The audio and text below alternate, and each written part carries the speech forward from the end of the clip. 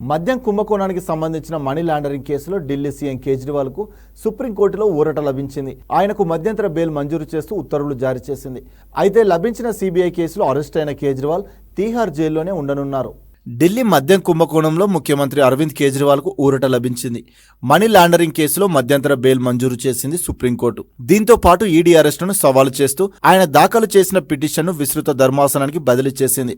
విస్తృత ధర్మాసనంలో ఈ కేసు తేలే వరకు మధ్యంతర బెయిల్ అమల్లో ఉంటుందని పేర్కొంది. ఈ కేసులోనే సీబీఐ అరెస్టు చేసినందున మధ్యంతర బెయిల్ లభించినా కూడా కేజ్రీవాల్ తీహార్ జైల్లోనే ఉండనున్నారు. ఢిల్లీ ఎక్సైజ్ పాలసీ కేసులో ఈ ఏడాది ఏప్రిల్ 9న ఢిల్లీ హైకోర్టు ఇచ్చిన ఉత్తర్వులను సవాల్ చేస్తూ కేజ్రీవాల్ సుప్రీంకోర్టులో పిటిషన్లు వేశారు. దీనిపై ఈడీ, సీఎం తరపు వాదనలు విన్న ద్విసభ్య ధర్మాసనం మే 17న తీర్పును రిజర్వ్ చేసింది. తాజాగా సీఎం అరవింద్ కేజ్రీవాల్ కు మధ్యంతర బెయిల్ మంజూరు చేస్తూ తీర్పును ఇచ్చింది. ఈ సందర్భంగా ధర్మాసనం కీలక వ్యాఖ్యలు చేసింది.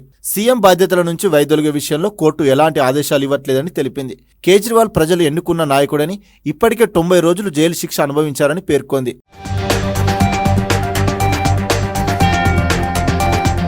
ఢిల్లీ సీఎం అరవింద్ కేజ్రీవాల్ కు బెయిల్ రావడాన్ని పెద్ద విజయంగా అభివర్ణించారు ఆయన తరపు న్యాయవాది రిషికేష్ కుమార్. సుప్రీంకోర్టు కేజ్రీవాల్ కు మధ్యంతర బెయిల్ మంజూరు చేసింది. సెక్షన్ 19 ఈడీ అరెస్టును సవాల్ చేస్తూ కేజ్రీవాల్ దాఖలు చేసిన పిటిషన్ను విస్తృత ధర్మాసనానికి బదిలీ చేసింది. సీబీఐ కేసులో బెయిల్ పెండింగ్ లో ఉన్నందువల్ల సీఎం జైల్లోనే ఉంటారని రిషికేష్ కుమార్ తెలిపారు. కాగా కేజ్రీవాల్ కు సుప్రీంకోర్టు మధ్యంతర బెయిల్ మంజూరు చేయడంపై ఆమ్ ఆద్మీ పార్టీ స్పందించింది. సత్యమేవ జయతే అని సీఎం జాతీయ జెండాను పట్టుకున్న చిత్రాన్ని ఎక్స్లో పోస్టు చేసింది.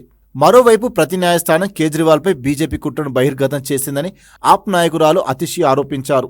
ఈ రోజు సుప్రీంకోర్టు చారిత్రాత్మక తీర్పును ఇచ్చిందని మరో ఆప్ సీనియర్ నేత సందీప్ పటాక్ తెలిపారు. ఎక్సైజ్ పాలసీ కేసును బీజేపీ సృష్టించిందని ఆరోపించారు. సీఎం అరవింద్ కేజ్రీవాల్ మధ్యంతర బెయిల్ మంజూరు అనేది ఈడీ న్యాయ వ్యవస్థకు సంబంధించిన నిర్ణయమని ఢిల్లీ బీజేపీ చీఫ్ వీరేంద్ర సచ్దేవా తెలిపారు. సుప్రీంకోర్టు మధ్యంతర బెయిల్ ఇస్తే నిర్దోషిగా ప్రకటించినట్టు కాదని విమర్శించారు. ఢిల్లీ ఎక్సైజ్ పాలసీ కేసులో అరవింద్ కేజ్రీవాల్ అవినీతికి పాల్పడ్డారని ఆరోపించారు.